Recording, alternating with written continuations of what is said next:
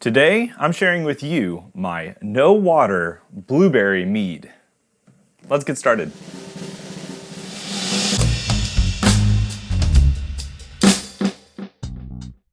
Now, I've made a lot of blueberry mead recipes in my past. It's one of my favorite fruits. I've done spiced blueberry things like blueberry cinnamon. I've done a blueberry muffin mead. I've done a just straight up low ABV blueberry mead, all of which are really good. Never done a no water version. When I say no water, I literally mean no water used in this brew. The flavoring, or the water source I guess rather, is the blueberry juice. Now, in order to do this, you can go multiple directions. Some people will say just to buy like your blueberry juice at the store, which is very achievable and attainable. Sometimes that's cut with other things, other juices. Sometimes it's like apple juice concentrate plus blueberry juice. Or you can find a true blueberry juice at somewhere. Or you can go the more expensive route, but more true in my opinion, and that is get yourself a lot of actual blueberries and use that as your base. So what I did for this recipe, I'll show you my card. I got 16 pounds of blueberries, which roughly about 10 to 12 pounds when juiced after fermentation and getting every bit of juice out of them is a gallon of liquid. So this 16 pounds that we used yielded roughly about a gallon and 1.2 gallons roughly. So you can see on this recipe card, 16 pounds of blueberries, 5.5 pounds of honey. We used orange blossom honey. 7 grams of ferment-O, it's our yeast nutrient. We're gonna stagger our nutrients in a moment, we'll talk about that. And the Lauven-Borgevin RC212, notably used in lots of red wines and berry brews and things like that. It's a slower fermenter, but it does retain a lot of good blueberry character. Another step on the card, you see a pasteurize or stabilize if you need that for any reason. And then back sweetening honey. And we oaked this brew with Amber Rana, but you can use any French oak, American, any sort of oak you want. I just have this really interesting Amber Rana oak that I had bought. It gives like a graham crackery kind of spiced note, which is kind of interesting. So we have our recipe card. This brew starts with a little prep time. We get all of our blueberries. We put them in a bucket. We put pectic enzyme on them. This is very important because this will help to break down fruit skins to get every bit of juice we can out of these fruit in the future. So you'll notice all I did was take those blueberries, put them in this bucket, pectic enzyme. I let them set for about 24 hours. We came back and I basically took this drill attachment, which goes on a drill. Obviously it's a little spinny end. I put my honey on top of that. So it had a little bit of liquid from honey and the juice that had already came out of the blueberries. We drilled the crap out of it. We got more juice out of those blueberries and we got enough to where it was like they were floating above somewhat. We also broke down those fruits.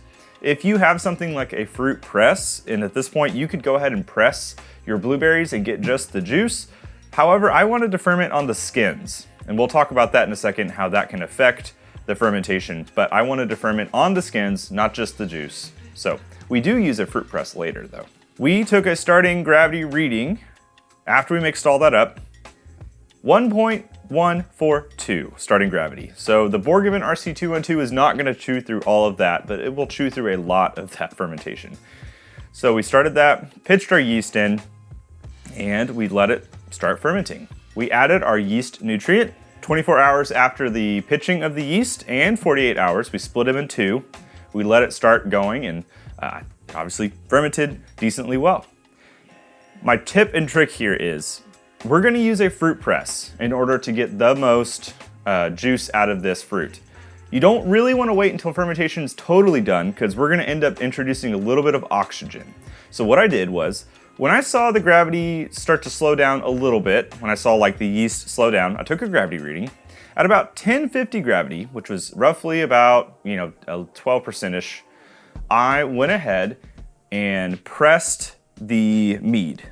Pressed the blueberries, everything that was there through this giant fruit press. In this process, you're gonna introduce oxygen. However, you're gonna get every bit of juice you can out of it. And the nice thing about the oxygen being in here is that the yeast will still kind of use up said oxygen. If you wait until after fermentation's done, the yeast will not use up said oxygen and it will just be in the brew and could possibly oxygenate the brew. So by pressing it before fermentation's done, we saved ourselves some future issues. So that's what we did. We pressed the blueberries, then we let it continue to ferment. That fermentation continued on for maybe another week or two, and we noticed that the starting gravity of 1.142 finished at 1.020, meaning we're at about a 15.5 to 16% mead. We racked it into a new container to get off any more of the blueberry skins or stuff that we could have got into the brew, and then it was time to decide what to do next. Because this had halted early, with sweetness, I was not too concerned with there being any more re-fermentation. So I went ahead and back sweetened the brew with some, I believe it was blueberry blossom honey actually, which is something I have right now. You can use any other kind. And we added our wood, or our oak. So this is the Amburana wood. It's a Brazilian Amburana wood chips. I got them online. I'll put a link below. The flavor profile of these says baking spices, maple syrup, butterscotch, cinnamon, vanilla, and graham cracker. It says recommended to use 1 to 2 grams per liter of liquid. So I used about 7.5 grams for this batch, which at this point, the brew was about 1.3-ish gallons. We started off at about 1.5, after some loss, about 1.3, which I have these big mouth fermenters, bubblers is what they call them. I really like them. I'll put a link below, of course. We added our wood in and we let it set for a month, really. I don't know if I probably could have gone longer, what I think, but I think it imparted enough flavor between our honey or back sweetening and the wood. I think we had some fun post-processing. This did not need any help with acid because it was very strong acid as it stood. And the final gravity after we back sweetened was about 1.0, I think 60.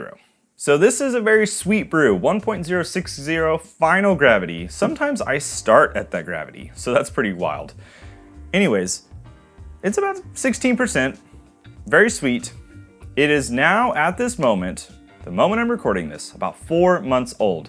Very young for a sack strength mead, which is what this is. This is a sack strength mead. It needs a lot of time, but I have no doubt that it's gonna be good now. I have gone ahead and bottled it, and I'll show you a clip of that.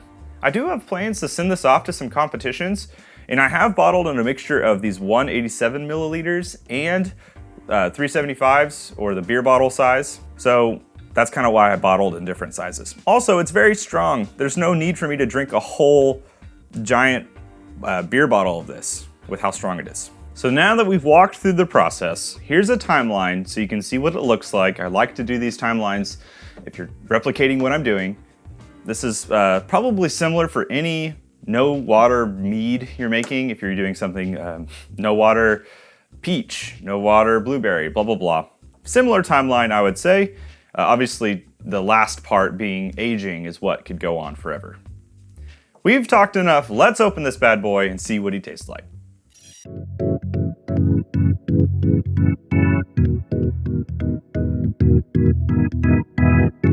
Here's a quick cut into the tasting. I did an original tasting of this at 2 months and it was very young. But now I have the pro here, the master mead maker himself, Carlos from Texas Longhouse Mead, here to help us taste this thing. It's now 5 months old, and we just tasted a moment ago something I would say is polar opposite in that it was a pretty dry-ish blackberry mead. Okay, yeah. This is a not dry, no water blueberry. So it's gonna be more syrupy, even just rolling around in the bottle. The viscosity on it's a little more. I've switched glasses because this is all your sugar for the day, basically. So let's taste it. Let me know what you think. I haven't tasted it in a hot minute either, so. Oh man. Now this one, you said has Amburana in it. Right? Yes. Yep. That is one of the first things that jumps out at me. Mm-hmm. Oh, it's a lot of the graham crackery. I think I left it for a long time to really try and get that. Yeah, it's the graham cracker, cinnamon, vanilla, and then of course the blackberry comes in behind that. And it's, you can seeing it, the the legs on the glass are just the color of it. So like all those blueberries in there too that give that purpley hue, and man, that's the fruit flies are loving it. They're just gravitating towards it right now. That smells amazing. Well, let's try it. Let's see it. Right. Cheers. Cheers. Man. All right.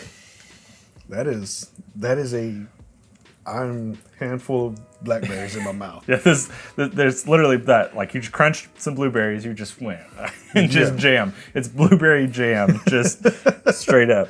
The viscosity on it, that's what's crazy too. Yeah, it coats the mouth and it lingers. Yeah. Like it is there.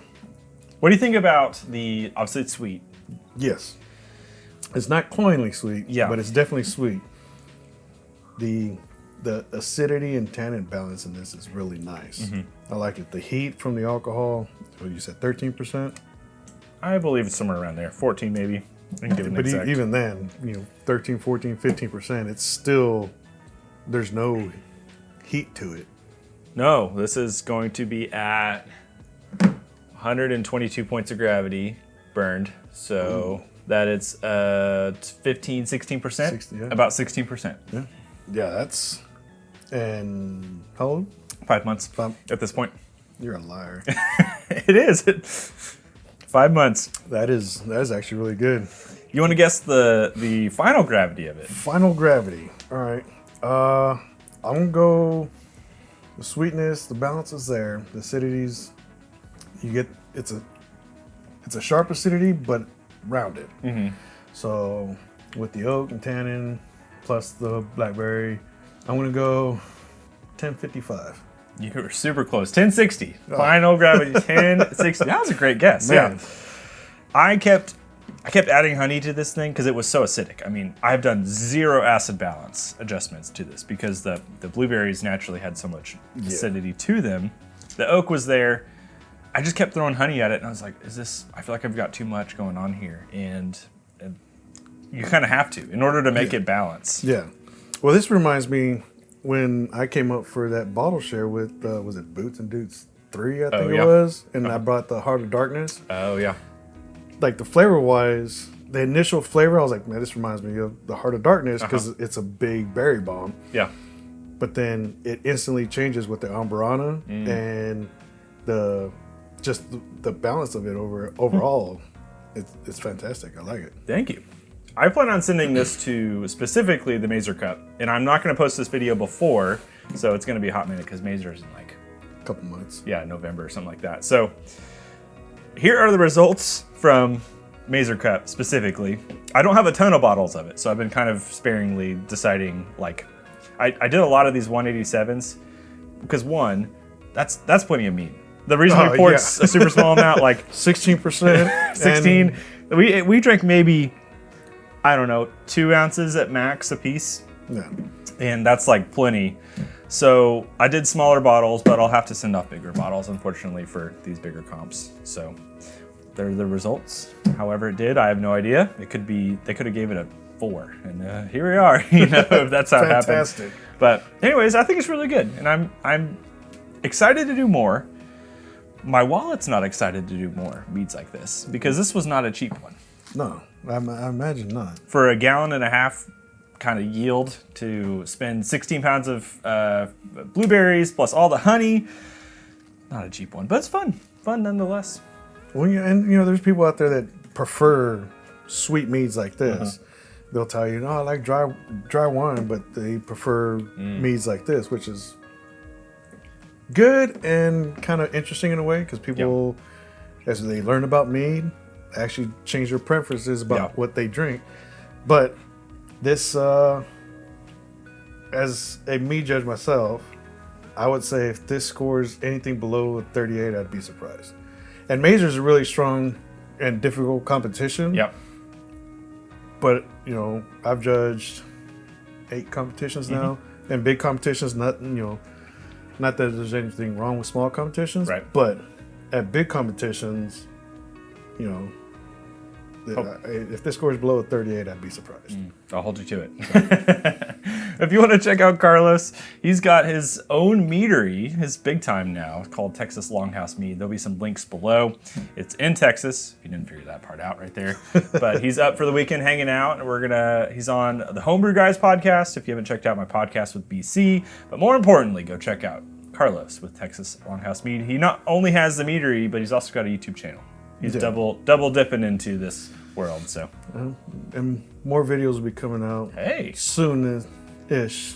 That's awesome. And then I'm going to pick up the podcast thing for my Spotify podcast again. Yeah. So. Well, I'll put all those links I can below. But thanks for being here, Carlos. Yeah, I appreciate the invite. Thank you. Sweet. See you guys. Cheers. Let's go.